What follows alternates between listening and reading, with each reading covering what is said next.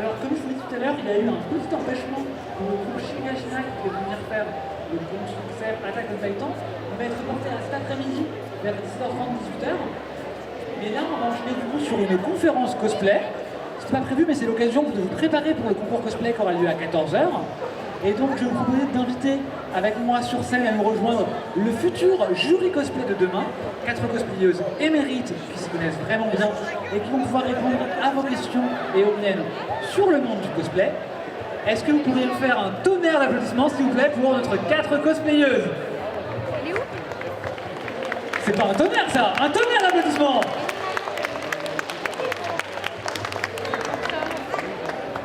C'est pas, ils sont où? Alors, asseyez-vous les filles.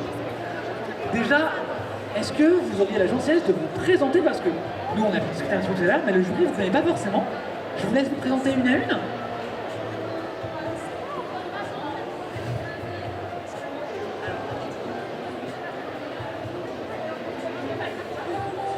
J'ai pas allumé le micro. Alors, moi c'est Madeline, je suis cosplayeuse depuis 2018 et je fais essentiellement de la princesse Disney. Bien que celle-ci est un petit peu... Voilà, Mérida n'est pas la plus princesse des princesses. Mais voilà, je fais essentiellement des princesses, énormément de couture. Je ne crafte pas. Ma collègue vient de dire quelle honte, mais voilà, le craft n'est pas pour moi. Je préfère amplement ma machine à coudre et ce genre de petits travaux manuels. Puis après, que dire, j'ai un diplôme dans la couture qui est le bac pro métier de la mode et j'ai un diplôme dans le costume qui est le DTMS. Et puis je suis de Strasbourg, donc pas trop dépaysée de revenir au Pax Expo de Mulhouse. Voilà, à ton tour cette fois. Alors, bonjour à tous, moi c'est Doakin Cosplay. Je suis cosplayeuse depuis 2015, ça commence à faire un peu beaucoup, bientôt 10 ans. Moi je fais principalement de l'armure issue de Monster Hunter, enfin des grosses armures parce que j'aime la difficulté, j'aime crafter, j'aime pas les tissus, me frappe pas. Et bien sûr je suis la représentante Grand Est à la Coupe de France de cosplay de cette année quoi, voilà.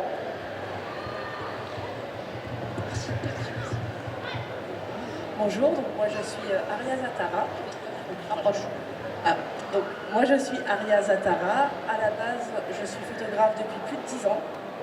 Également graphiste. On va y arriver. Et je fais du cosplay depuis 3 ans. Je travaille principalement la transformation make-up, également la couture et aussi tout ce qui est coach scénique. Et j'ai des années de danse au conservatoire. Et donc du coup j'ai pu comme ça intégrer la troupe Once Upon a Show, qui est une troupe de show cosplay. Voilà. Bonjour à tous, moi c'est Notibou, je fais du cosplay depuis 2012, ça commence à remonter. Je fais autant du tissu que du craft et en ce moment j'ai une petite passion pour les wigs. Et je fais essentiellement aussi tout ce qui est animé, Demon Slayer, One Piece, Bleach aussi, je suis une très grande fan de Bleach et je stream sur Twitch aussi. Voilà.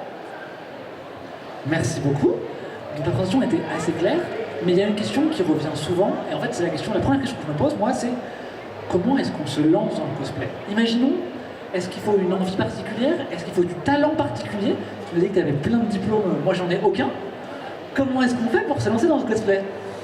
Alors moi c'est l'inverse, c'est le cosplay qui a lancé entre guillemets ma carrière et mon envie de diplôme parce que j'ai commencé le cosplay, c'était la fameuse année de 3e au collège où on est censé dire ce qu'on veut faire. Moi le cosplay ça a commencé parce que depuis petite j'ai la chance d'aller à Disney. Donc mes parents m'ont emmenée, j'avais 6 ans, je suis tombée amoureuse de Peter Pan à l'époque, puis après c'est parti avec toutes les princesses Disney. Et en fait, je cherchais juste un costume de, à l'époque, Belle, qui était à l'époque ma princesse préférée. Et je cherchais, et en fait quand je tapais déguisement Belle, c'était pas Belle, c'était très très moche. Et au fur et à mesure de voir les beaux costumes, en fait c'était écrit cosplay. Je me dis tiens, c'est bizarre, quand c'est beau c'est cosplay. Du coup j'ai tapé cosplay Belle. Et c'est là où j'ai vu qu'il y avait Lily of the Moon, Nikita, ce genre de personnalités qu'on ne présente plus. Et je me suis dit, tiens, je vais commander. Et j'ai commandé une robe de Belle. Et je suis allée pour la première fois à la Japan Attic sur Strasbourg. Et j'étais tombée amoureuse d'Albator et j'avais décidé de faire Albator. Et du coup, j'ai fait un week-end en Belle et un jour en Belle et un week-end en Albator. Et c'est comme ça que ça s'est lancé. Au fur et à mesure, j'ai dit que je voulais faire de la couture. J'ai menti à mes parents, c'est pas bien. Donc de base, je devais partir pour un bac pro métier de la mode dès la seconde générale. Et finalement, j'ai fini en générale. Parce que j'avais menti et que c'était pas bien. Et finalement, après un an de générale, on s'est dit ok, c'est vraiment pas son truc. Donc je suis partie en bac pro. Et les diplômes en fait m'ont poussé à chercher à le faire main. Parce que là, depuis le début, c'était de l'acheter. Et en fait, à partir de la deuxième année d'études, je me suis dit que en fait, déjà, ça coûte beaucoup plus cher quand on les achète. On n'a pas l'air, mais en fait, une vraie belle robe de qualité, on s'en sort tout de suite pour du 300-400 €. Alors que quand on a les bons plans, que ce soit travailler à l'époque chez Mondial Tissu ou ce genre de choses, on arrive à avoir des prix et de sortir des costumes beaucoup moins chers que si on les achetait. Du coup, de fil en aiguille, j'ai commencé à faire mes costumes main. Alors, pour moi, c'était un peu plus... comment dire, moi, j'ai pas un parcours qui est assez orienté cosplay, en fait. Parce que moi, de métier, moi, je suis masseuse et je fais de la médecine chinoise, donc rien à voir. Moi, les aiguilles, je les plante dans les gens. Du coup, moi, j'étais une manuelle, je savais que j'étais manuelle, mais la vie a fait que, moi, j'ai pas menti à mes parents. Ils m'ont dit, fais des études, alors j'ai fait des études. Ce qui m'épanouit pas plus que ça aujourd'hui. Hein. Je m'éclate 3 fois plus dans le cosplay que dans la fin de mes études actuelles et dans mon métier actuel. Voilà. Et du coup, en fait, moi, j'ai commencé le cosplay. Je suis allée en convention, j'ai kiffé, j'avais pas de cosplay. Et en fait, directement, la convention suivante, j'ai commencé à fabriquer mes costumes. J'y connaissais rien à l'époque. Et en fait, j'ai évolué, j'ai appris des techniques via des vidéos sur YouTube, on apprend comme ça. Moi, j'étais pas du tout dans ce métier-là, donc pour se former, Internet, voilà. Et aujourd'hui, je fais beaucoup de compétitions, beaucoup. Et là, le projet, c'est de pouvoir être sur le podium de la Coupe de France et pouvoir vraiment me lancer un peu plus dans le cosplay, que je puisse être professionnelle. Voilà. Pour ma part, j'ai un parcours aussi un peu atypique, puisque j'étais photographe depuis plus de 10 ans. Et en fait, un jour, on avait prévu de faire un groupe My Hero Academia. Et la personne qui devait faire Shota Aizawa nous avait lâché. Et je me suis dit, c'est pas grave, c'est moi qui vais le faire. Et donc j'ai commandé le costume sur AliExpress. Et depuis ce jour-là, je me suis beaucoup prise au jeu. Toujours dans la transformation du maquillage. Donc non, en fait, à la base, on n'a pas besoin de compétences, de talent, de formation. En fait, si on y met son cœur et qu'on est passionné, il y a beaucoup de tutos, etc. Sur YouTube, sur Internet, qui nous permettent en fait d'avancer dans le cosplay. Et donc j'ai commencé par du acheter. Et un beau jour, j'ai voulu faire le costume un peu de mes rêves, c'est-à-dire donc Regina de Once Upon a Time. Et bien évidemment, sur les sites internet, les costumes, c'est des tissus assez cheap. Donc ça ne rend pas aussi bien. Et j'ai tout bonnement commandé le livre de Nikita Cosplay. Et vraiment, je ne savais même pas coudre à la main. Je n'avais même pas utilisé une machine à coudre. Et voilà. Depuis, je ne peux plus passer de couture. Donc vraiment, le cosplay, tout le monde en est capable. Je rejoins justement tout ce qui a été dit, parce que pour ma part, j'ai toujours été une bille en tout ce qui est manuel, couture, craft, peinture, tout, c'était terrible. Mais j'ai la chance d'avoir ma grand-mère qui est pas couturière de métier, mais qui a toujours énormément cousu. Donc elle m'a permis d'apprendre les rudiments de la couture.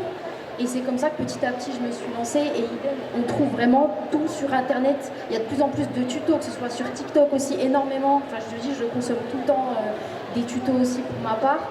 Et c'est vrai qu'aujourd'hui, je fais un peu des deux, c'est-à-dire qu'à la fois j'achète sur AliExpress, mais généralement je retouche toujours les costumes, parce que, à mon sens, porter un costume acheté tout près sur AliExpress, il va jamais bien vous aller. Donc je trouve que c'est très important de le reprendre, de retoucher les coutures, de ce genre de petites choses, et c'est ce qui fait, à mon sens, la différence. Mais en tout cas, c'est ça qui est bien avec le cosplay, c'est que acheter ou fait main, c'est vraiment pour tout le monde, pour tous les profils. Je rebondis sur ça. En fait, vous avez toutes les quatre parlé de votre premier cosplay et des différentes suites d'aujourd'hui. À peu près, combien de cosplays vous faites par année? Parce que je me dis, j'ai l'impression de voir des cosplays totalement différents. La même personne qui a genre 5 costumes sur une seule journée. Enfin, comment est-ce qu'on fait pour se renouveler autant et combien vous en avez? Moi, je me renouvelle pas, hein. J'ai 14 versions d'Aura dans la Belle Moderne Enfant. Moi, en fait, moi, je suis pas comme les autres, moi. Mais non, moi, je me renouvelle pas beaucoup parce que j'ai vraiment trouvé mon amour chez Princesse Disney. Après, ce qui devient compliqué, c'est pour rejoindre en fait le côté compétition et compagnie. Malheureusement, souvent, les petites robes de princesse ne sont pas considérées entre guillemets à leur juste valeur. J'ai dit souvent, pas tout le temps. Parce que, entre guillemets, ils partent du principe qu'il y a 3 coutures et qu'une armure c'est forcément plus sympa, alors que ça se trouve c'est beaucoup plus moche. Mais voilà. Ça a pas... Il faut que je sorte de ma zone de confort, donc je commence un peu à regarder pour du League of Legends, pour regarder un petit peu sur du Ever After High, plus des cartoons en fait qui sont... Alors Ever After High c'est l'équivalent de Monster High, et je pense que Monster High ça parle beaucoup plus aux gens. C'est les enfants de monstres ou les enfants de personnages de dessins animés. Et voilà, j'essaie de m'orienter sur des designs un peu plus compliqués, histoire de pouvoir aussi avoir plus de multi-techniques en fait sur un costume, parce que souvent en fait juste coudre, si on peut dire ça comme ça va pas être assez, alors que par exemple prenez Réponse qui est je pense assez connu pour tout le monde. Réponse, si on regarde, il y a un corset, il y a une jupe, il y a de la broderie, il y a énormément de choses à faire dessus par rapport à ses manches, par rapport à énormément de détails qu'elle a, alors que si vous regardez à l'époque Blanche-Neige, alors oui, il y a des choses à faire dessus, mais finalement, c'est une jupe jaune et un corset bleu. Donc en termes de complexité et de multitechnique, voilà. Donc pour me changer un petit peu des princesses, c'est un peu compliqué parce que s'il n'y a pas de corset, ça m'intéresse pas. Donc ouais, League of Legends en ce moment, je suis à fond dessus parce que Arcane a fait que je suis tombée amoureuse de Victor. Mais pareil, ça veut dire faire un cosplay et le temps de se lancer, de se dire je suis capable de faire un cosplay masculin alors que ça se voit que je suis une femme et que j'ai des traits féminins. C'est toujours un peu compliqué, ça se cache, ça se maquille, mais voilà. Pour l'instant, on est sur de la princesse non renouvelable. Je suis en bon CDI avec les princesses. Alors, pour ma part, le renouvellement, c'est Monster Hunter. À chaque fois qu'il y a un nouvel opus qui sort, armure. C'est pas grave si vous voulez changer de question. Hein, non mais, comment dire, la question du renouvellement, en fait, c'est plutôt de ce que tu dis, en fait, c'est comment tu fais pour aller plus loin. Voilà, c'est ça. Comment tu fais pour que ton costume d'avant, il est moins bien que ton nouveau costume? Parce qu'en fait, si on fait moi je fais 2 armures et que je n'évolue pas dans mes techniques, même en concours, ça sert à rien. En fait, les jurys vont te dire un truc, tu dis ouais, ok, et en fait, tu refais les mêmes erreurs. Moi, je cherche toujours la perfection et toujours au-dessus. Voilà. Pour moi, c'est ça le renouvellement, c'est qu'est-ce que tu fais pour aller plus loin et qu'est-ce que tu fais pour que ce qu'on t'a reproché ou qu'on t'a dit ouais, modifie ça comme ça, travaille différemment, et comment tu fais pour t'améliorer. Et en mon sens, c'est comme ça qu'on évolue dans le milieu. Et pour se renouveler, je pense aussi que surtout, il ne faut pas avoir peur de l'échec. C'est-à-dire expérimenter, tester, et 8 créations sur 10 iront peut-être à la poubelle. Mais même si elles vont à la poubelle, vous aurez appris des choses, et surtout appris à ne pas faire de choses. Donc c'est hyper important. Et de partir aussi sur des projets différents. Parce que des fois, un costume va vous paraître peut-être moins impressionnant mais il va vous faire utiliser des techniques qui va vous faire débloquer des compétences sur un autre. Et là, vous allez vous dire, d'accord, donc ce costume, ça fait 2 ans que je veux le faire, je ne savais pas comment. Là, je sais comment je vais le faire. Donc voilà. Côté renouvellement, pour ma part, je suis un peu passée partout en fait. C'est-à-dire, j'ai fait du League of Legends, j'ai fait du Five Nights at Freddy's pour les gens qui connaissent, animé, manga, tout. Et comme je disais, je me suis mise à acheter des costumes, chose que je faisais moins. Et en fait, ce qui est cool, c'est que déjà, ça m'a permis de faire beaucoup plus de projets. Par exemple, l'année dernière, j'ai essayé de faire un cosplay par mois, j'ai réussi. Mais ça, c'est parce que je jonglais entre fait main, 100% fait main et acheter. Donc après, en soi, encore une fois, c'est surtout une question, je dirais, déjà de vos moyens, du temps aussi, et surtout de ce qui vous fait plaisir. N'ayez pas peur de vous lancer dans des gros projets si derrière, vous avez décidé de mettre le temps, de trouver les ressources nécessaires, comme on l'a dit, hein. Encore une fois, énormément de tutos disponibles un peu partout. Donc, ne pas se renouveler en soi, c'est pas une mauvaise chose aussi, hein, parce que vous pouvez vous spécialiser dans une chose, comme les princesses Disney par exemple, et c'est trop bien, enfin, je trouve ça génial. Mais voilà. Vous parlez tout à l'heure de beaucoup de techniques, des techniques de craft, des techniques de couture, dont on reparlera un peu plus tard. Mais est-ce que le cosplay, finalement, c'est que de la création, ou est-ce qu'il y a aussi un peu d'autre chose, de l'interprétation par exemple? Alors, moi récemment, ce que j'ai fait, c'est que j'ai fait Belle et Paysanne. Donc normalement, tout le monde la voit, c'est la Belle en bleu basique. Et en fait, alors, le mouvement va un peu plus loin, c'est que Nikita a sorti le Self-Made Princess. Et beaucoup de personnes ont pris du coup les designs qui sont dans ce livre et ont copié-collé. C'est normal. Enfin, je veux dire, tu fais un tuto, tu copie-colles. Mais du coup, il y a eu énormément en un très court laps de temps, beaucoup de Belle Paysanne, de Blanche-Neige et d'Ariel. Ce qui n'est pas grave. Mais moi, là où je voulais faire ma rebelle, c'est que je voulais faire ma propre version de Belle parce qu'il faut, enfin, c'est bon quoi. Il y a un moment, voilà, coudre une robe, c'est bon, ça se maîtrise, mais je voulais aller plus loin, tester de nouveaux patrons. Donc j'ai pris l'idée de Nikita, qui est clairement de refaire Belle, de rechanger en fait le design de Belle. Et je suis partie sur tout autre patron. J'ai utilisé le patron Colette de Lunes, qui est du coup un peu plus... En fait, on va dire que ma Belle, c'est un peu une belle tavernière / alsacienne. Enfin, elle n'est plus du tout dans l'optique en fait du dessin animé où c'est une robe bleue. Elle a un petit tablier avec des broderies anglaises dessus, avec un petit ruban bleu, encore des dentelles en forme de cœur. J'ai brodé le corset, du coup il y a le B de Belle dessus. Le tablier est brodé. Quand je ferme le tablier, en fait, sur les nœuds, enfin sur le nœud qui ferme le tablier, il y a encore une fois Belle qui est brodée. Ça permet en fait d'être plus libre, de choisir qu'est-ce que je mets, où, quand, quoi, comment.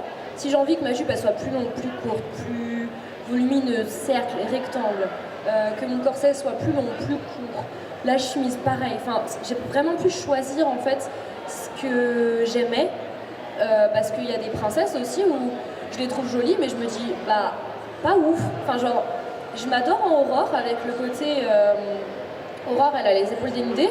En Blanche-Neige, j'ai l'impression de prendre 20 kilos de plus, alors que c'est juste des manches ballons. Et du coup, ça m'a permis aussi sur Belle de me dire, bah, si je veux dégager un peu le col et me sentir vraiment à l'aise, parce qu'une référence, c'est cool. Sachez que si vous allez dans un concours, généralement, la référence, c'est toujours bien que ce soit la bonne, parce que ça permet d'avoir vraiment un élément de comparaison et que c'est dans le barème. Mais du coup, des fois, il y a des contraintes qui font que, bah, ouais, mais j'aime pas ce type de manche sur moi. Et là, l'interprétation m'a permis de dire, je fais ce que je veux. Et elle sera comme j'en ai envie. Et je me fais plaisir. Par contre, c'est une liberté à prendre quand vous avez... Moi, j'ai un gros souci, c'est le côté bridé des concours. C'est que, entre guillemets, j'ai toujours baissé la tête et j'ai fait oui, oui. Et aujourd'hui, j'ai envie d'avoir un peu plus de liberté et que si j'ai envie de rajouter des strass parce que c'est joli, je vais rajouter des strass parce que c'est joli. Et avantage et inconvénient, on peut vous faire le reproche que du coup c'était pas sur la référence et qu'il n'y avait pas à mettre de strass. Mais ça permet aussi de faire du cosplay pour se faire plaisir et surtout apprécier ce qu'on fait et pas faire bêtement quelque chose parce que, entre guillemets, les autres nous disent de le faire comme ça. Voilà. Alors, Pour ma part, je sais pas si c'est de l'interprétation, ce que je fais quand j'évolue dans une technique. Je sais en général que j'ai mon image de référence, j'ai envie de coller à mon image de référence, mais j'ai quand même envie de donner ma patte pour vraiment me dire c'est moi, c'est l'âme que je veux donner à mon costume. Donc moi, vraiment le truc que j'aime beaucoup faire, c'est rajouter de la texture des fois là où il n'y en a pas. Comme pour toi, quand tu rajoutes de la broderie, des strass, ben pour moi c'est le petit plus, c'est vraiment donner cet aspect organique, travailler les peintures, etc. Enfin, de ce côté-là, en termes d'interprétation, dans la réalisation du costume, bah, moi je suis sur ça. Après, ça va être beaucoup aussi dans le roleplay, mais ça c'est plus pour la partie réalisation des concours. Moi j'aime bien sortir du personnage, j'aime bien être ridicule sur scène. Voilà, j'aime bien casser le côté badass avec le fait que, en fait, il y a un humain derrière le costume. Du coup, j'aime ce côté décalé et ça permet de redescendre un petit peu. Voilà. Mais du coup, je suis désolé, je vous donne la parole juste après, mais tu penses que ce côté humain est important parce que l'impression que j'en ai quand je vois des gens qui font du cosplay, en fait, c'est qu'ils sont vraiment dans leur personnage. Tu vois, je vois un Tanjiro, je m'attends à voir un Tanjiro. Et quand derrière il y a un autre humain, ce qui est logique, on n'est pas tous Tanjiro dans la vie, tu vois, et je me dis, est-ce que ça fait vraiment partie du jeu? Est-ce que tu donnes de toi dans le personnage? Ou est-ce que tu te mets au service du personnage? Bonne question, très très bonne question. J'aime bien le côté badass. Mais en fait, comment dire, quand les gens viennent te parler en convention, par exemple, là c'est maintenant, je marche dans une convention, j'ai un gros costume, voilà, les gens en général ils ont plus de mal aussi à t'approcher quand tu as vraiment un costume qui est imposant, etc. Ça c'est vraiment le retour que j'ai toujours eu, c'est quand tu es en grosse armure, quand tu as un gros costume, en fait t'as pas envie de venir parler à la personne en fait. Ils sont trop musclés, voilà. Ils font peur, ouais. Voilà, ils font un peu peur, tu sais, des pics, machin, ça impressionne vite. Et en fait, moi j'aime bien ce côté décalé parce que en fait, je parle avec tout le monde, il n'y a pas de... Voilà, ça permet de se dire, tu redescends, et comme tout le monde, voilà. Et après, dans le côté concours, quand tu fais ta compétition, les jurys vont retenir quand tu sors de ton personnage. C'est bien de faire du roleplay, je suis badass, machin. Mais en fait, ce qu'ils vont retenir, c'est quand tu vas sortir de ton personnage, un petit peu. Un petit peu, mais pas trop.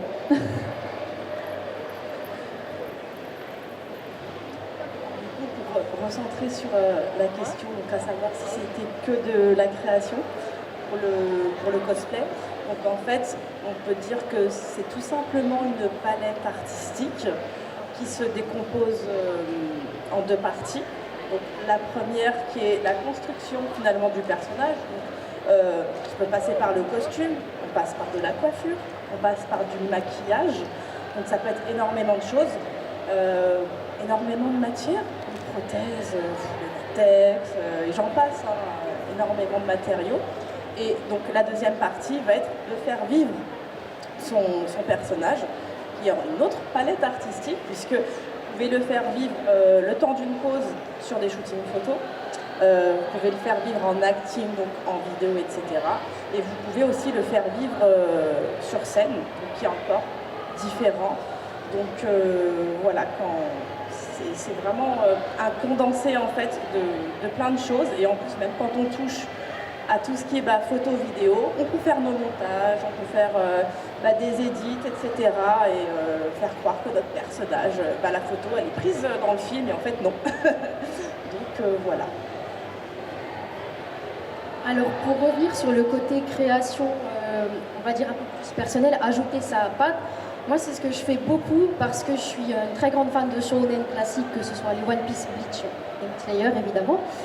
Et ce que j'adore faire, c'est du gender bend, à savoir imaginer ce que serait le personnage dans un autre genre, donc là, en l'occurrence en femme. Et je l'ai fait que ce soit pour Izuku, je l'ai fait pour Tanjiro, j'ai prévu de le faire pour plein d'autres personnages. Et ce que j'adore dans ce processus-là, c'est de à la fois, on va dire, changer le genre, mais aussi tout en respectant le personnage, l'univers, etc. Par exemple, Pour ce qui est de mon Tanjiro, pour la coupe de cheveux, j'ai choisi d'être au plus proche de Yorichi, pour ceux qui connaissent Demon Slayer, parce que Tanjiro lui ressemble beaucoup physiquement.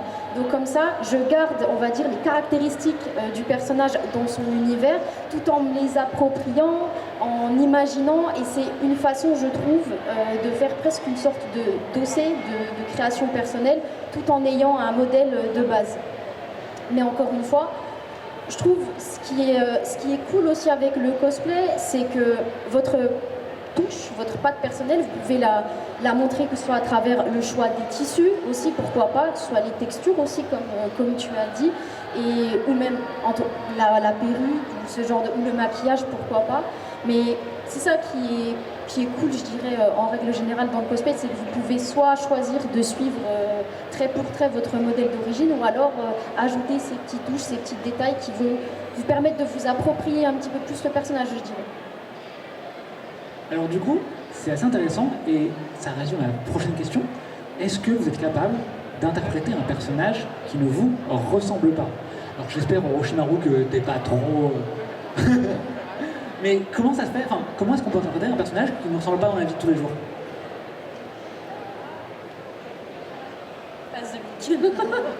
Bah, en fait, je sais pas, parce que... oui, j'ai fait Victor vite fait, mais... Vite fait... j'ai pas de... C'est pas que j'arrive pas à sortir, mais là, par exemple, j'ai fait Ciri dans The Witcher. Je m'attendais pas du tout à de telles réactions de la part de tout le monde, en fait. Clairement, j'ai eu des messages de genre mes parents, mes grands-parents qui commentent jamais. Là, je sors Ciri, bizarrement, ils sont là. Mais du coup, j'ai eu énormément de réactions, alors que finalement, c'est un corset, une jupe. Enfin, j'ai pas l'impression que j'ai fait quelque chose qui sortait de... Voilà. Mais c'est peut-être le côté où j'avais des cicatrices sur le visage. J'avais du coup, entre guillemets, le sang des cicatrices, donc quelque chose d'assez rouge, quelque chose d'assez... voilà, je faisais beaucoup plus sévère, beaucoup plus sérieux, j'avais un smokey eyes noir, mais c'est mon max, enfin, genre, je vais pas m'amuser à faire du crossplay, enfin, je veux dire, même Albator, enfin, je veux dire, c'est pas le plus... un peu efféminé quand même, quoi, je veux dire, cheveux longs et compagnie, donc les trois quarts du temps, quand je fais des mecs, il y a un petit peu de... tu sais pas trop, enfin, c'est plus facile, en fait, les hommes que je choisis à transformer, entre guillemets, mais parce que même moi, je me vois pas, par exemple, demain faire... le seul perso badass que j'ai, c'est Jace, du coup, je connais pas d'autres trucs, mais je me vois pas faire un mec hyper baraque, hyper sérieux dans le visage, hyper musclé, quoi, parce que je me dis, mais je suis une brindille à côté, je vais pas réussir à te faire le... Enfin, je veux dire, je fais ça, on me regarde en mode, t'es mignonne, ma chérie, tu vas te rasseoir. Donc moi, c'est pas quelque chose encore que je pratique parce que je me sens pas à l'aise, j'ai l'impression, pas d'être hypocrite, mais de... Enfin, je suis pas sérieuse, tu peux pas me voir comme ça, je vais taper des têtes, non, j'y arrive pas. Faut juste faire une grosse armure, ça passe. J'aimerais faire Victor de League of Legends en armure. Il a pas de couture, c'est hors de question. Genre là, je n'ai rien en fait pour le faire parce que c'est que du craft, enfin... Flemme. Alors, là, c'est le maximum que je peux avoir en c'est pas moi. Parce que je fais que de l'armure. Moi, je suis pas une princesse, je suis pas... Ça, c'est juste parce que je peux pas porter d'armure assise, c'est pour ça. C'est vraiment genre le max que je peux faire. Je suis pas quelqu'un de très très féminin au quotidien. Moi, c'est suite capuche, pantalon, voilà, dans la vie de tous les jours. Mais c'est vrai que j'aime bien être badass, ça contraste avec le fait que je suis comme ça. Donc, mais les robes, ça en tout cas, c'est le maximum que je peux faire et pour sortir un petit peu de ma zone de confort. Mais les perruques, c'est pas trop mon truc. Là, c'est la limite. J'aime bien faire des trucs qui n'ont rien à voir avec ce que je suis dans le quotidien, mais être une princesse ou ne serait-ce qu'un semblant de femme, un peu du mal, hein. Donc du coup aujourd'hui j'ai le cosplay parfait parce que effectivement Orochimaru n'est absolument pas moi et en plus je n'ai jamais vu Naruto, je vais vous briser le cœur. Non. Et en fait pour s'approprier un personnage qui est à notre opposé. En fait, il faut juste trouver, on aura toujours en fait une similitude avec le personnage, même si elle est infime, et il faut juste la pousser et se dire ok, ça donnerait quoi si j'étais comme ça? Si par exemple demain je me passe en Gaston, je suis le meilleur, voilà, ça fait du bien des fois de se trouver beau. Et c'est sortir de soi, mais il y a quand même des moments dans la vie où on se plaît. Ça peut arriver. Voilà, c'est juste en fait une petite émotion qu'on essaie de pousser en fait à son maximum. Voilà.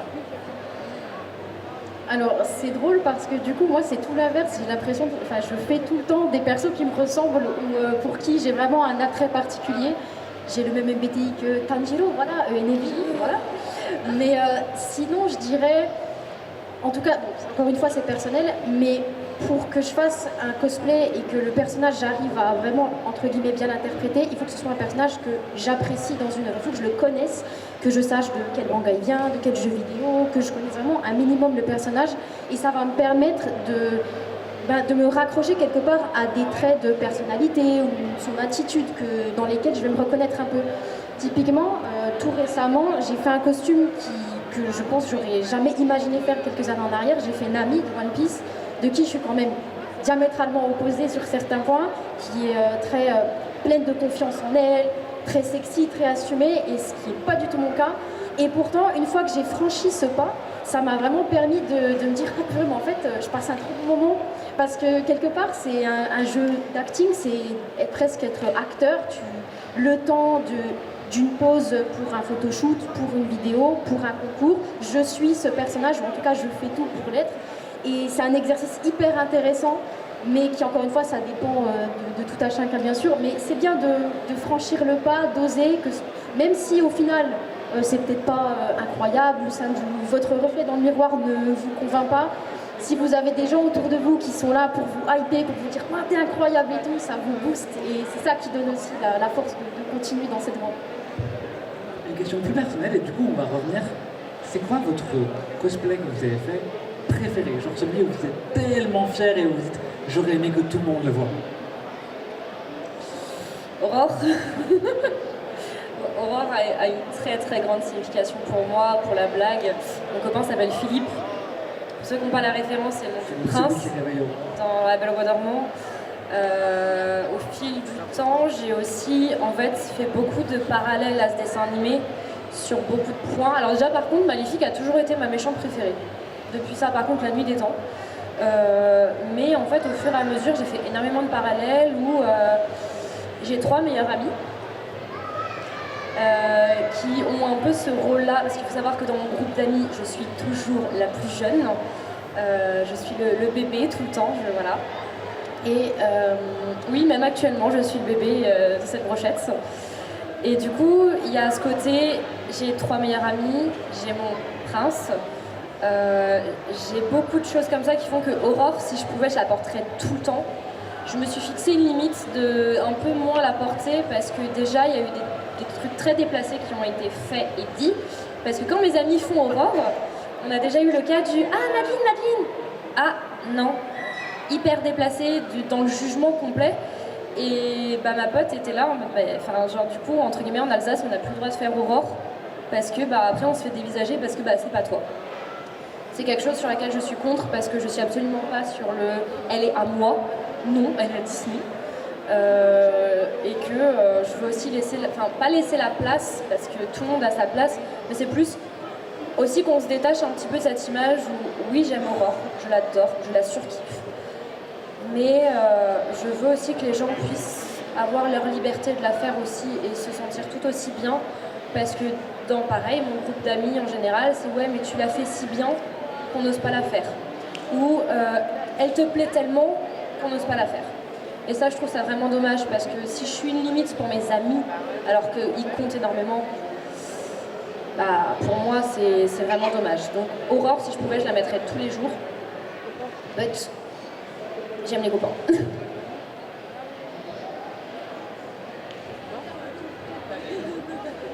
Il est qui dans Monster Hunter? Mandala Tréon, parce que forcément je vais en Coupe de France grâce à lui, donc forcément je peux pas ne pas l'aimer. Et j'en ai chialé, hein. Je pensais pas que autant de larmes pouvaient sortir d'un corps à ce moment-là. Ouais.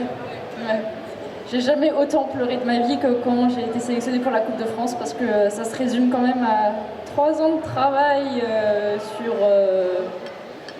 très peu.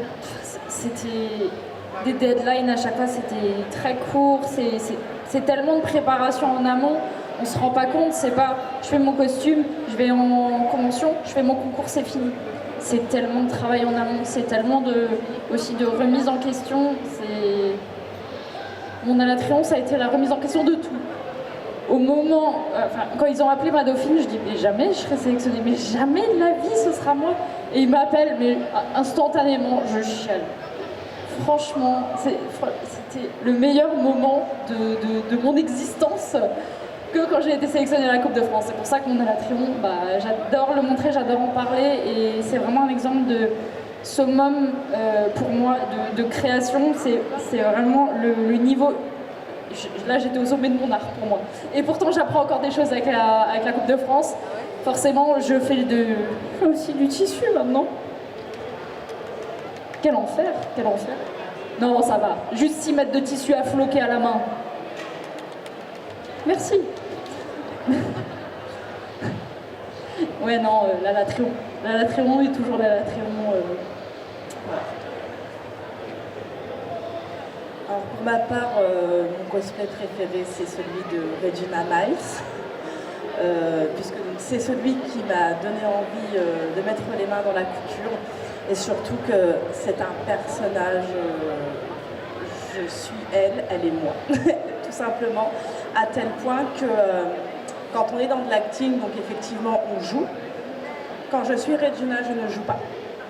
Et Aria n'existe plus. Le temps de l'acting, c'est même des fois un peu perturbant pour les gens, mais c'est vraiment un personnage que je vis à 100%. Et donc là, j'ai déjà fait une deuxième version.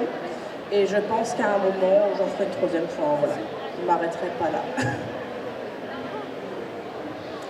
D'en choisir qu'un, c'est difficile, donc je dirais 2 pour deux situations très différentes. En termes de prouesse technique, je dirais que c'est Spirit Blossom Harry de League of Legends que j'ai fait, parce que j'ai fait les 9 queues derrière moi pour prendre de la place en convention, c'était terrible. Mais je dirais Harry parce que c'était un projet que j'avais commencé il y a longtemps avec Star Guardian à l'époque, que j'ai fait, mais j'étais restée sur cet échec des queues que j'avais malheureusement pas réussi à faire tenir correctement. Et le fait de l'avoir réussi il y a 2 ans, c'était vraiment pour moi un peu la consécration de se dire toutes ces heures de travail acharnées ont finalement payé. Donc je dirais pour prouesse technique Spirit Blossom Harry, et pour le cosplay de cœur, c'est Izuku Midoriya de My Hero Academia, Gender Ben, parce que Izuku c'est mon personnage de tout manga confondu préféré. Je m'identifie énormément à lui, je l'adore plus que tout. Et c'est un costume que j'ai réalisé quand j'allais pas bien du tout dans ma vie, j'avais des gros soucis de santé, et je pense que ça a servi de thérapie un peu en parallèle.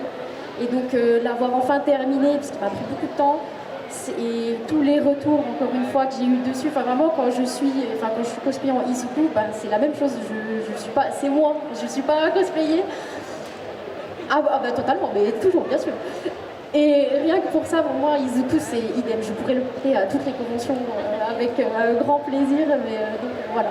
Tu sais que je crois que je suis en train de réaliser qu'on s'est rencontrées chacune avec ce costume-là. Genre moi j'avais Aurore et toi t'avais... Oui, tout à fait. Le shooting l'année dernière, oui c'est ça. Une toute dernière question, après je donnerai la parole au public. Imaginons, moi je veux commencer dans le cosplay, sauf que j'ai aucune bille, je sais absolument pas quoi faire, et j'ai pas confiance en moi, et j'ai peur que les gens ils me jugent un petit peu, parce que en fait, si mon costume il est moche, ou si j'interprète mal le personnage, c'est difficile. Comment je fais? Quel est le conseil que vous me donneriez si je voulais commencer le cosplay maintenant et que je n'ai pas confiance en moi? C'est un peu difficile d'essayer d'être plus original qu'Internet. Parce que entre YouTube, TikTok et compagnie, c'est bon, voilà. Après, il y a aussi pas mal de personnes qui fournissent en fait des services de cours. Donc là, le premier nom qui me vient en tête, ça peut être LR Cosplay, qui elle par contre est plus dans le sud, qui propose des stages Donc ça peut être des stages de découverte en troisième, mais ça peut aussi être des stages beaucoup plus professionnels, de par exemple costumière, où elle peut vous accueillir. Il y a Siké qui propose aussi des cours en ligne. Il y a Bahamut, si je ne dis pas de bêtises, qui propose également la même formule et qui, elle, c'est à 100% son métier. Alors LR à côté fait aussi des commissions et Siké, si je ne me trompe pas, elle est habilleuse. J'ai un petit doute sur Siké. Mais bref, en tout cas, Bahamut, elle a réussi à faire en sorte en fait, que ce soit son métier. Elle est prof de cosplay. Donc, pour être un peu plus original, allez voir ces personnes-là. Évidemment, c'est des profs, c'est payant, c'est un service payant. Mais s'il y a des petits budgets, ça peut très bien être aussi, par exemple, venir nous voir après la conférence sur nos tables. Et si vous nous montrez votre projet, on peut peut-être vous dire ce tissu-là pourrait bien matcher. Je te conseille plutôt ce type d'armure parce qu'il y a la haute et la basse densité. Pour la mousse, pardon. Il y a la haute et la basse densité, il y a le warbear, il y a plein de trucs. Donc voilà, soit vous avez un petit peu les moyens et vous pouvez vous consacrer en fait à un gros projet pendant beaucoup d'heures avec un prof, soit de temps en temps vous piochez des infos par-ci et là auprès de personnes. Même je suis sûre que des personnes qui se baladent dans la convention, s'ils peuvent vous donner un tuyau, ils le feront. Enfin genre s'ils sont capables de transmettre, parce qu'il faut quand même pas oublier que le cosplay c'est du partage. Je suis presque persuadée que les 3/4 des personnes de cette convention seraient d'accord de dire moi j'ai fait ça comme ça. Donc c'est internet sans être internet. T'as tout dit en fait. Pour moi tu as tout dit. Effectivement, ne serait-ce que d'aller en convention et d'aller voir tout simplement les cosplayers qui sont invités, en général ils vous donnent des conseils. Sur une autre convention où j'étais invitée, j'avais une abonnée à moi qui me suivait depuis très longtemps et elle voulait se lancer dans le cosplay et en fait elle est littéralement venue avec un calepin, elle s'est posée 1 heure avec moi, elle m'a dit comment je fais mon costume et pendant 1 heure je l'ai coachée, je lui ai dit ok ça tu le fais comme ça tu fais comme ça, tu réfléchis à ça. En fait le cosplay c'est du partage, au-delà d'aller voir un professionnel et vous allez devoir payer un cours tout simplement, en fait c'est de l'entraide première et personnellement quelqu'un qui vient vers moi avec juste un calepin et me dit dis-moi, apprends-moi, en fait j'ai pas besoin de lui dire ok, je veux bien mais c'est 30 balles. Non, je le fais parce que j'aime partager. Je me permets quand même, c'est parce que c'est leur métier. Enfin, si toi à côté t'as un métier à côté, forcément tu peux vivre. Mais c'est vrai que les filles sont obligées de faire payer leur service parce que sinon elles boivent de l'eau. Alors, bien sûr. Figure-toi que j'ai aussi ouvert mon entreprise de cosplay et il m'arrive de donner des cours gratuitement. Oui. Tout simplement parce que en fait, moi quand j'ai commencé le cosplay, j'ai pas eu la personne qui m'a appris. J'avais internet, c'est tout. C'était pas autant accessible que maintenant en fait, j'ai l'impression. Et en fait moi j'ai envie de donner ça parce que moi on me l'a pas donné. Donc en soi ça peut être un service que tu rends, ok, ça peut être rémunéré. Mais pour moi ça a plus de valeur quand justement, c'est encore plus de valeur pour moi quand c'est pas rémunéré. Parce que si la personne après elle dit ouais j'ai appliqué tes conseils, j'ai gagné des concours. Ok, le boulot il est fait pour moi. Voilà. Alors, donc du coup, je vais rebondir sur ce petit cosplayer qui n'ose pas se lancer parce qu'il manque de confiance en lui et qu'il a peur d'être jugé. Donc déjà, une chose qu'elles ont dite, si on peut s'entourer de personnes bienveillantes et encourageantes, c'est déjà un très bon point. Et en fait, le jugement, il faut savoir qu'on l'aura toujours. Même les cosplayers de haut niveau se font juger tout simplement parce qu'on n'a pas les mêmes visions, on n'a pas les mêmes attentes et on ne travaille pas les cosplays de la même façon, on les interprète aussi de manière différente. Et demain, on va sortir un cosplay qui va peut-être plaire à tant de personnes, mais peut-être pas spécialement à tout le monde en fait. L'importance, c'est vraiment de savoir pourquoi on fait du cosplay, de s'amuser parce qu'on aime ça et de se plaire et par rapport aussi à ce qu'on sait faire parce qu'on ne peut pas consacrer tous le même temps, on n'a pas tous le même budget, donc c'est ça aussi qui fait qu'on n'a pas le même niveau et donc on n'est pas là pour se comparer en fait, on est juste là pour vivre sa passion et s'amuser et il faut essayer un petit peu de retirer ce nuage gris, le jugement, etc. Parce que de toute façon, il y en aura toujours et voilà, faut faire avec. De toute façon, quand on fait du cosplay, on est forcément face à une critique. À partir du moment où on se costume, on est exposé à une critique. Face aux moldus. Oui, Ouais. des fois c'est juste les regards en coin là, comme les pigeons.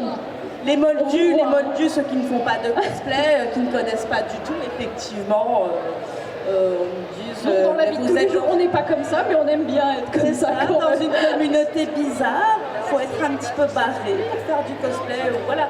Donc des critiques, oui, il y en a toujours, il faut juste faire abstraction et penser au positif. Voilà. Les conseils que je pourrais donner, déjà le premier, suivez des créateurs de contenu, des cosplayers, pro ou pas d'ailleurs. Mais je sais que je carbure beaucoup à ça, c'est-à-dire que j'adore écumer les stories et quand je vois les whips de gens qui travaillent, que ce soit du craft, de la couture, moi ça me motive de fou. D'ailleurs je me dis oh là là, ça y est, moi aussi je vais me lancer.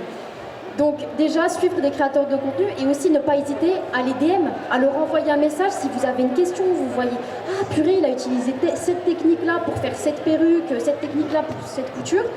Osez demander, j'espère plutôt, que les personnes vous répondront. Enfin, en tout cas, moi je sais que je réponds volontiers à toutes les personnes qui me DM, je réponds avec les petites techniques que je connais de mon côté. Donc pour moi, ouais, suivre des créateurs de contenu, c'est hyper important. Et ensuite, l'autre conseil que j'ai à donner, c'est s'il vous plaît, ne négligez pas les perruques, je vous en supplie, c'est trop important. Parce que j'aurais aimé qu'on me le dise quand j'ai commencé le cosplay il y a longtemps, mais je vous jure que les perruques, ça fait toute la différence. Et c'est ça qui, à mon sens, donne vraiment l'illusion de wow, ça y est, c'est le perso, c'est, j'en sais rien moi, c'est Tanjiro, c'est un tel, etc. Donc, suivre des créateurs de contenu, ne pas hésiter à leur envoyer des messages ou même en convention, si vous croisez des cosplayers et que vous avez des questions à poser, n'hésitez pas, je pense qu'on est tous, sauf si peut-être on a quelques techniques qu'on souhaite garder, mais je pense qu'on est tous hyper ouverts à partager un maximum de connaissances. Ne pas négliger les perruques, et c'est vraiment l'essentiel, et surtout essayez, lancez-vous, il n'y a vraiment pas de mystère. Hein. Oui, bien sûr. Fais juste le translate de ce qu'il dit parce qu'on comprend rien. On t'a pas entendu, je suis désolé. Ah oui, pardon. Oui, moi aussi.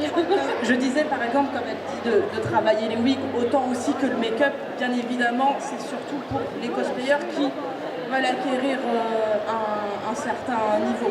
Oui, bien sûr. Il y en a qui n'ont pas spécialement envie de se prendre la tête à faire c'est tout sûr. ça qui représente quand même des larmes de sang versées. Voilà. Ça, je suis bien d'accord. Mais du coup, voilà pour les quelques petits conseils. Et encore une fois, lancez-vous, essayez, échouez et réessayez. Moi, je suis la spécialiste de je me plante une première fois, je réessaye une deuxième fois, une troisième, une quatrième, et enfin ça me plaît. Il ne faut vraiment pas hésiter à y aller et à insister. Sur ces bons conseils, les filles, on va profiter de votre présence, puisqu'il nous reste 10 minutes. J'ai proposé aux membres du public de vous poser des questions. Elles pourront être techniques, elles pourront être sur un point particulier. Est-ce qu'il y a des gens qui ont des questions spécifiques à poser là-bas? Ne laissez pas en blanc, s'il vous plaît. Il faut juste lever la main et je vous donne le micro. Sinon, je peux parler tout seul. Hein, mais... Comment Tanjiro elle a fait pour faire sa frange comme ça?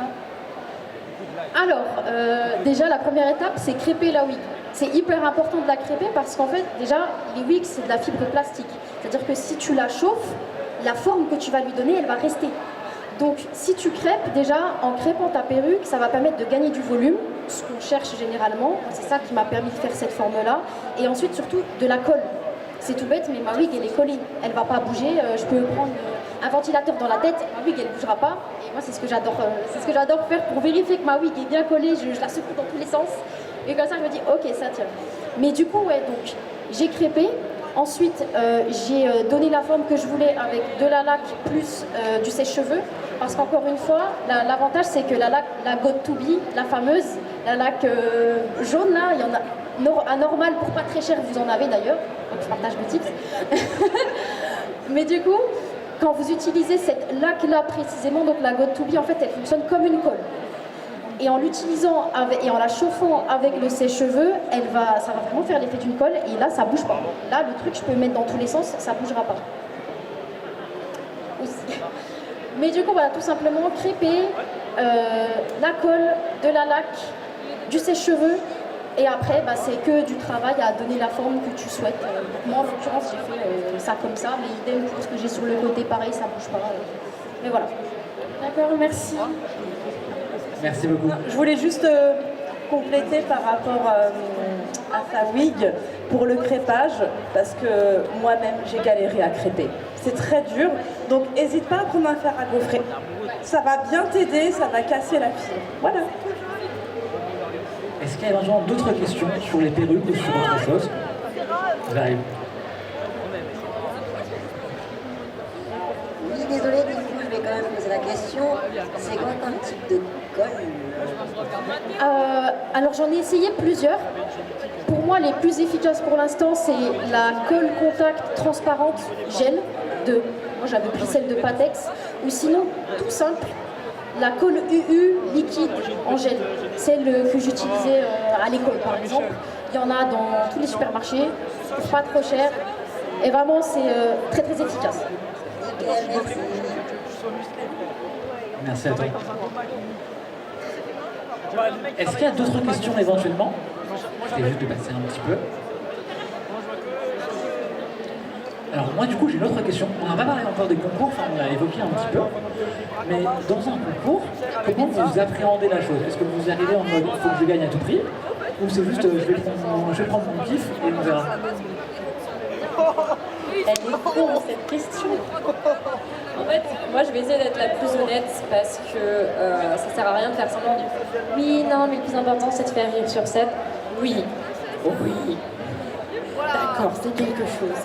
Ça fait toujours plaisir quand on descend de scène et que les gens viennent nous voir en disant ta presta elle m'a trop marqué, t'étais trop mignonne en faisant ci, c'était trop bien, machin et tout.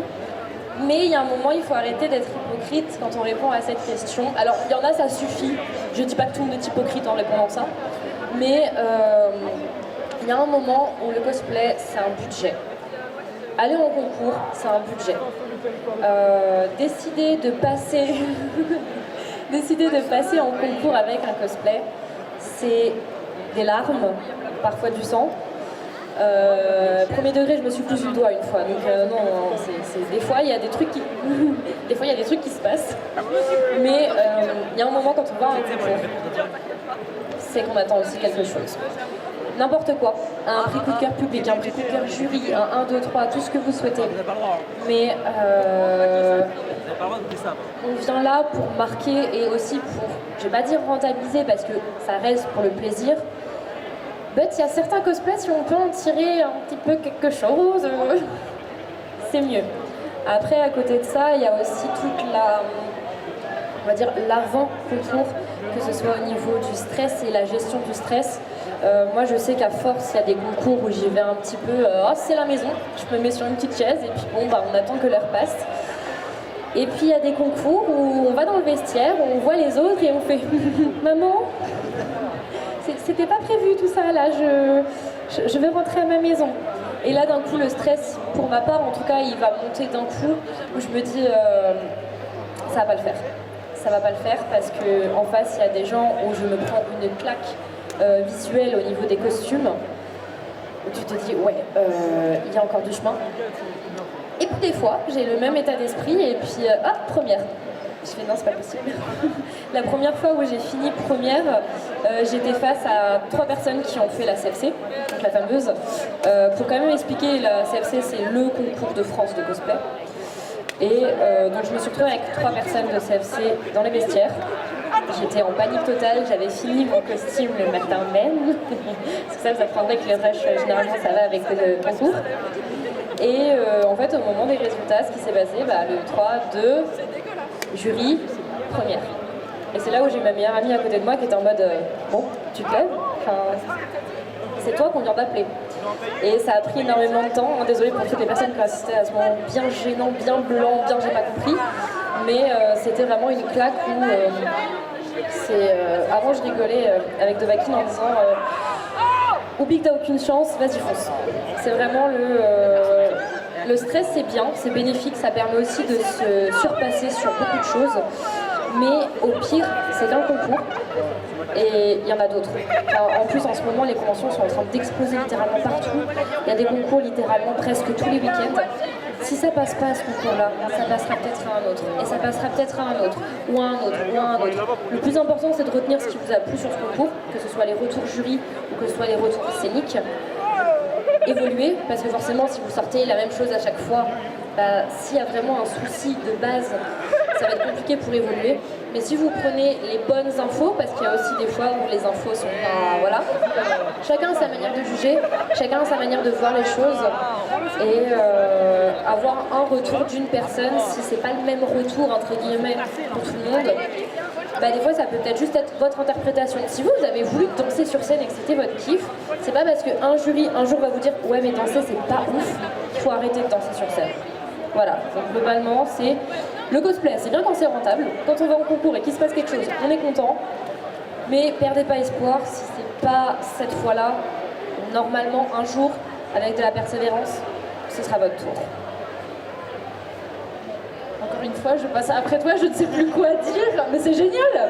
C'est génial! Elle dit les termes! Alors c'est vrai que, effectivement, quand tu as mis entre 500 et 600 euros dans un costume, ou même moins, ne serait-ce que 200 balles, c'est déjà pas mal. Hein.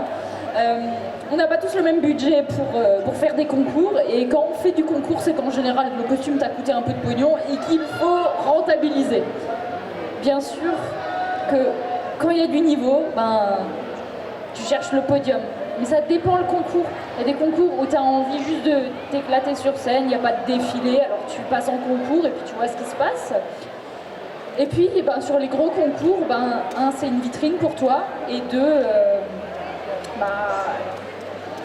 voilà, un, la pétoche, et deux, faut être le meilleur.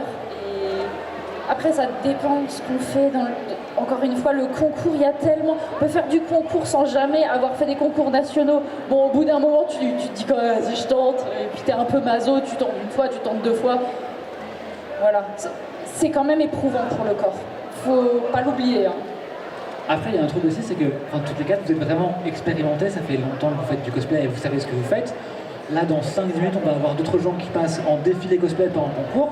Ça peut être aussi l'occasion juste de s'amuser. Là, on parle du concours spécifique parce que c'est quelque chose qui finit par arriver quand tu continues dans le cosplay, mais pas de stress pour le public. Vous pouvez juste mettre votre meilleur cosplay de Sacha, casquette à l'envers, petit short et tout va bien. C'est ça. En fait, pour parler de mon expérience par rapport à la Coupe de France, parce que j'ai jamais été exposée en fait, à un tel niveau de stress. 2 semaines avant la convention, c'était tous les soirs 3h du matin en costume, jusqu'à la sélection. Donc j'avais pas beaucoup dormi, j'étais ultra stressée et franchement j'étais dans des conditions où une fois que j'ai réalisé que j'étais en finale, vraiment je suis tombée 5 mois après, j'ai fait une dépression. Parce que le stress est redescendu, je me dis vas-y maintenant il faut que j'attaque le costume pour la finale, ok maintenant il faut y aller. Et mine de rien en fait on se rend pas compte mais quand c'est vraiment une passion, en fait, que le concours tu gagnes pas ou que tu gagnes, en fait, c'est quand même éprouvant pour le corps. Voilà. Donc ça, il faut pas l'oublier. Et quand vous voyez en fait, tout simplement, des gens qui participent à un concours, même en tant que visiteur ou juste de voir le concours, faut juste pas être trop dur avec les autres participants, parce que c'est pas parce qu'on n'est pas sur le podium qu'on n'était pas bon. Parce que des fois, le niveau il est tellement grand, tellement haut. Tu peux pas donner un prix à tout le monde, c'est pas possible. Et puis, même je pense qu'il faut un courage incroyable pour monter sur scène, genre participer à un concours de cosplay et dire il y a genre 500 personnes qui vont juger, il faut du courage. C'est ça, c'est ça. Et il y en a beaucoup qui sont des fois très introvertis, des fois juste de devoir passer devant le jury, c'est insurmontable pour eux, ils n'arrivent pas à parler, etc. Et alors il faut un peu, comment dire, réussir à les faire parler du costume, etc. C'est pas évident pour tout le monde. Parce que, en fait, des fois, t'as tellement tout fait que, en fait, tu sais pas quoi dire, parce que tu te dis, mais j'ai tout fait, je sais même pas comment en parler. Moi, ça m'est arrivé à la sélection, en fait, j'étais tellement claquée, j'étais tellement morte que, en fait, j'ai tout fait moi-même, absolument tout. Il y a de la texture, il y a tout ce que tu veux. J'ai eu 5 minutes, franchement, sur les 5 minutes, ils m'ont posé tellement de questions, j'avais même pas à répondre à certains moments. Tellement j'étais scotchée. Déjà, mais voilà, tout ça pour dire que même en tant que visiteur, même peu importe que vous soyez concurrent, que vous soyez juste spectateur, soyez pas trop dur aussi. Parce que des fois, il y a des gens qui arrêtent de faire de la compétition, pourquoi? Parce qu'ils se prennent des remarques. Juste, voilà. C'est pas parce qu'on n'est pas sur un podium qu'on n'était pas bon. Voilà. Et bien moi, pour aborder les concours, c'est encore très atypique et totalement différent, je pense que vous avez déjà dû entendre. Mais en fait, pour moi, un concours cosplay, je l'abordais surtout de faire une presta, où ma priorité, c'est de divertir les spectateurs. Parce que sur 1 heure de concours cosplay, quand on a des prestats d'1 minute 30 où il ne se passe pas grand-chose, ça peut paraître très très long pour celui qui regarde.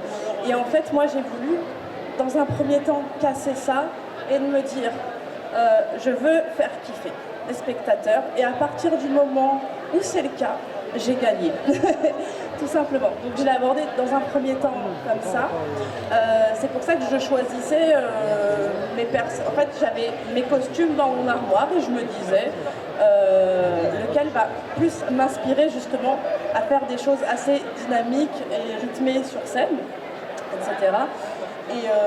Et aujourd'hui, par contre, je les aborde différemment. Je garde toujours cette priorité, mais du coup, comme les compétences dans la couture commencent un petit peu à évoluer, c'est aussi de pouvoir faire un bilan et de voir son avancée. Est-ce que, tiens, là, ce coup-ci, j'aurai un prix plus important ou pas, aussi au niveau des retours. Et voilà, après, ce que je peux donner en conseil pour un concours, quand vous faites votre costume, pensez votre presta avant, parce que comme ça, vous allez créer votre costume en fonction de votre presta, à savoir comment l'utiliser, s'il va être mobile ou pas, si vous faites un quick change, etc. Donc voilà, c'est très important parce que selon comment vous allez le faire vivre sur scène, vous n'allez pas le concevoir de la même façon. Bon, tout a été dit, donc je ne vais pas rajouter grand-chose. Non, tant mieux, hein, vous avez plus d'expérience que moi de toute façon. Moi, la seule chose que je pourrais vous dire, c'est juste aborder les concours en vous disant, ok, mon costume, il vaut quoi concrètement? Parce qu'avoir les retours d'un jury, c'est toujours hyper intéressant. En général, c'est des gens expérimentés, qui en ont déjà fait bien avant.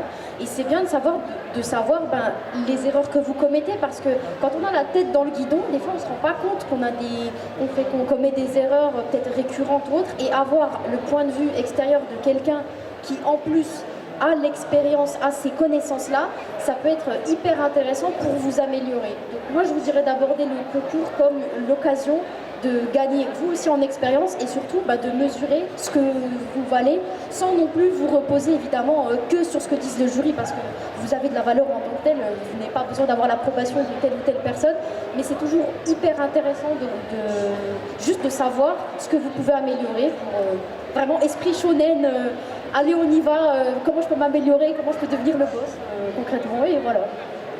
Je me permets juste de finir sur un truc avec la phrase la plus hypocrite que je vais pouvoir dire, ne rushez pas.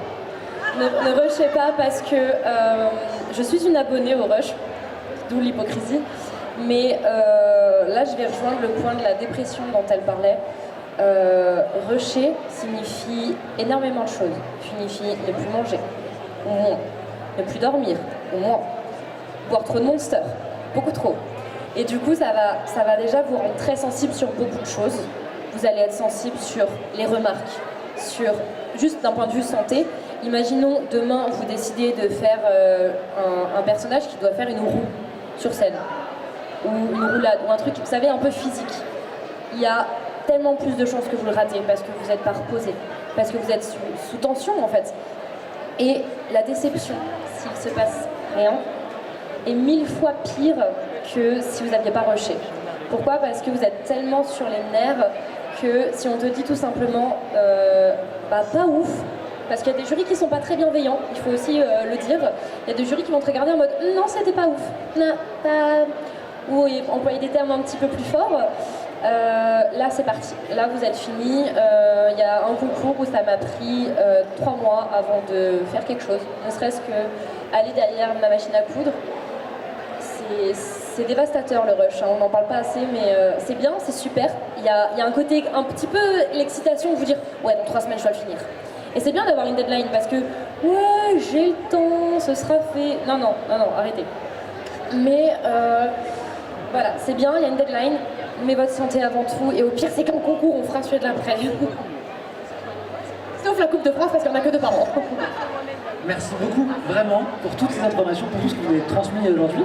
Et là, on va prendre juste 5 minutes de pause et après, on va continuer avec le cosplay libre. Moi, je ne vais pas vous mentir, moi, je suis mal parti parce qu'on m'avait dit il y a 10 personnes, j'avais la liste. En fait, ils sont 45, donc on va s'en sortir comme on peut. On a mis 45 belles personnes quand même. 45 personnes. Et surtout, il y a un truc que j'aimerais que tout le monde retienne ici, et je pense que ça s'est bien vu dans ce que vous avez dit, les filles, c'est qu'en fait, c'est une passion, ça prend du temps, ça prend de l'énergie, ça compte pour les gens qui le font. Et quoi qu'on fasse, en fait, c'est toujours mieux que les gens qui font rien.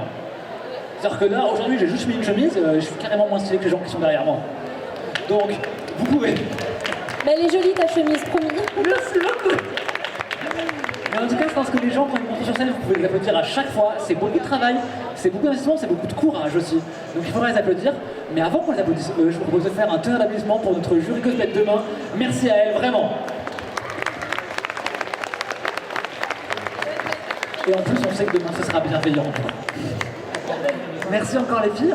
Je vous laisse retourner aux tables là-bas. Si vous avez des questions sur le cosplay, vous pouvez toujours aller les voir. Elles vous répondront avec plaisir et sans vous faire payer 30 €. Et je vous dis à tout de suite.